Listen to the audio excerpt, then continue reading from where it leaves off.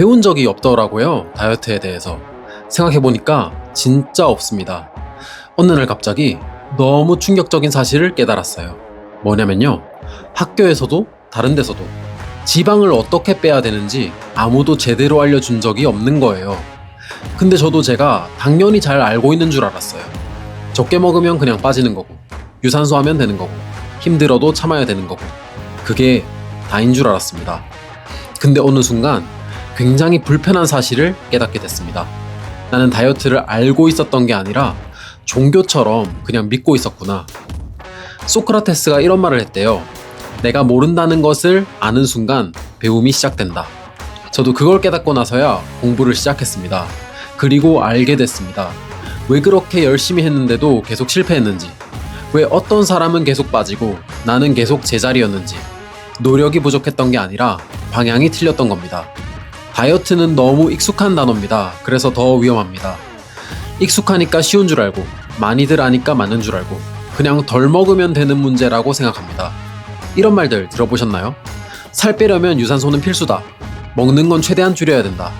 먹고 싶은 건 무조건 참아야 된다. 일주일에 몇 킬로씩 빨리 빼면 잘하는 거다. 이 중에 하나라도 당연하다고 느껴진다면 이 영상이 정말 큰 도움이 될 겁니다. 헷갈리는 정보 말고 과학적으로 검증된 기준만으로 확실하게 정리해 드리겠습니다. 지금부터 다이어트를 할 때 반드시 알아야 할 핵심 4가지를 말씀드리겠습니다. 다이어트의 원리는 딱 하나입니다. 이것만 기억하세요. 지방 1kg를 빼려면 7,700칼로리를 덜 먹어야 됩니다.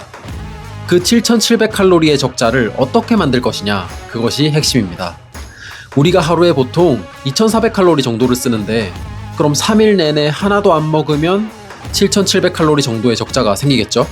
그럼 지방이 1kg가 빠지는 거예요. 근데 그렇게 3일 내내 단식하는 건 현실적으로 불가능하죠. 그리고 하루 동안 너무 안 먹으면 우리 몸이 비상사태를 선포하고 근육을 녹여서 에너지를 쓰기 시작합니다. 우리는 지방만 빼고 싶은데 말이죠. 그래서 많은 과학자들이 지방만 딱 쓰려면 하루에 얼만큼 덜 먹으면 되는지 연구를 했는데요.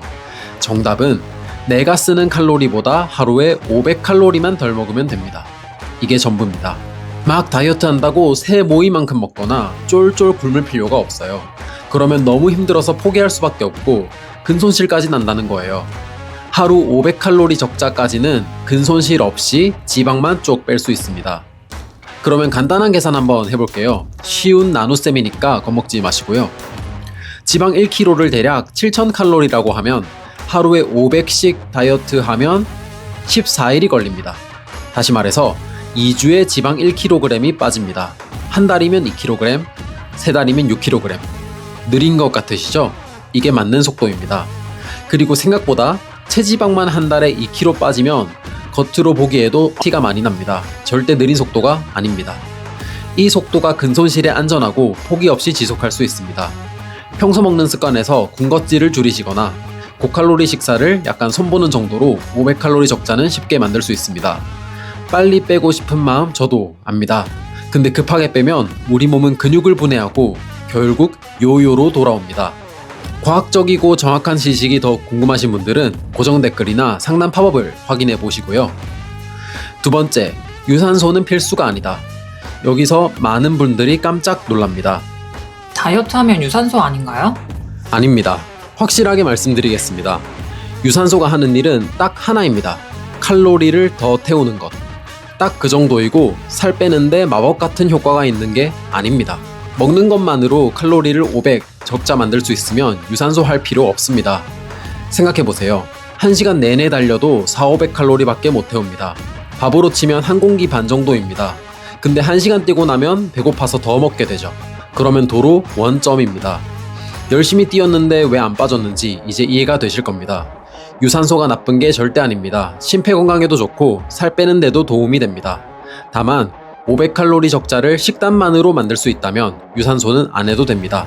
단 한 가지 예외가 있습니다. 칼로리를 너무 적게 먹어서 단백질 양을 충분히 못 먹을 때, 그럴 땐 유산소로 칼로리를 더 쓰고 식단은 조금 더 여유롭게 가져가는 것이 낫습니다. 단백질이 왜 그렇게 중요한지는 오늘 마지막 챕터에서 확실히 정리해 드릴 테니 끝까지 봐주세요. 앞에서 하루에 500칼로리 적자를 만드는 게 다이어트의 핵심이자 전부라고 했습니다. 그냥 칼로리만 맞추면 되는 거 아닌가요? 왜 클린푸드를 먹어야 하나요? 맞습니다. 클린푸드를 안 먹어도 칼로리 적자가 같다면 살은 똑같이 빠집니다. 쉽게 이해할 수 있게 예를 들어 보겠습니다. 내가 점심 때 500칼로리로 식사를 해야 된다고 하면요. 이때 식단을 맥도날드 감자튀김과 콜라로 구성해 볼 수 있겠고, 햇반과 닭가슴살, 김치와 김, 계란 후라이까지 구성해 볼 수도 있습니다. 둘 다 칼로리가 비슷해서 살 빠지는 건 똑같습니다. 감자튀김이라서 살이 안 빠지는 게 아니라는 겁니다. 근데 2시간 후가 완전히 다릅니다. 감자튀김을 식사로 때우면 또 배가 고픕니다. 근데 밥, 고기, 계란, 김치, 김 이렇게 먹으면 훨씬 덜 배고픕니다. 단백질과 식이섬유는 소화가 느려서 위장에 오래 머물고요. 그래서 같은 칼로리라도 훨씬 오래 배가 부릅니다. 즉 칼로리는 같은데 훨씬 배부릅니다. 그래서 자연스럽게 다이어트를 더 쉽게 할 수 있는 겁니다. 이건 다이어트를 해보신 분이면 많이들 공감하실 겁니다. 다이어트를 해보면 고칼로리 음식을 먹고 싶은 욕구도 있지만 배고픔을 잊고 싶은 욕구가 훨씬 더 큽니다. 두 가지 중에 하나만 고르라고 하면 무엇을 고르시겠나요? 감자튀김 먹고 하루 종일 배고프기. 감자튀김은 못 먹지만 밥은 든든히 먹기. 하루 종일 배고프면 다이어트는 3일 만에 포기할 가능성이 높습니다. 근데 조금 덜 맛있더라도 덜 배고프면 성공할 가능성이 커집니다. 그래서 가장 중요한 건 칼로리 적자가 맞지만 클린푸드를 선택하지 않으면 배고픔을 이겨내기 힘듭니다. 자, 여기까지 왔으면 한 가지 질문만 남습니다. 그럼 어떻게 하면 근육은 놔두고 지방만 뺄 수 있나요? 이게 이 영상을 클릭하신 진짜 이유일 겁니다. 체중계 숫자를 줄이는 건 쉽습니다. 그냥 굶으면 됩니다. 근데 그러면 근육도 같이 빠집니다. 근육이 줄면 기초대사량이 낮아지고 그러면 같은 걸 먹어도 더 살이 찝니다. 요요가 더 심하게 옵니다. 그래서 우리는 근육이 꼭 필요하다고 우리 몸에게 알려줘야 됩니다. 그 방법이 바로 근력 운동과 단백질 섭취입니다. 우리 몸이 에너지 될 만한 것을 찾다가 어쩔 수 없이 지방을 선택하게 만드는 겁니다. 그렇게 하려면 근육에 계속 자극을 줘야 됩니다. 나 아직 근육 쓰고 있어. 그 신호가 근력 운동입니다. 포인트는 뭐냐면 다이어트 중에 무게를 낮추거나 강도를 줄이면 안 됩니다. 오히려 칼로리가 부족한 상황일수록 강도를 유지해야 됩니다. 그래야 몸이 근육을 포기하지 않습니다. 그리고 또 하나, 반드시 단백질을 챙겨야 합니다. 단백질은 근육을 만드는 재료입니다. 아무리 운동을 해도 재료가 없으면 근육을 지킬 수 없습니다.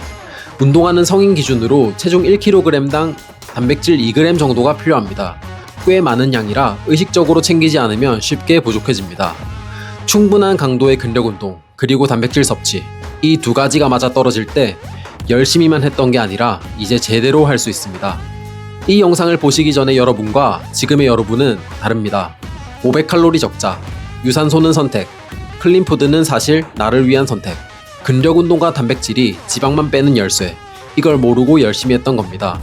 노력이 부족한 게 아니에요. 방향이 틀렸던 겁니다. 이제 방향이 생겼습니다. 사실 다이어트에 대해서 더 말씀드리고 싶은 내용이 정말 많습니다. 2편, 3편도 만들 예정이니까 구독하시고 꼭 챙겨보세요. 오늘도 영상 시청해주셔서 감사합니다.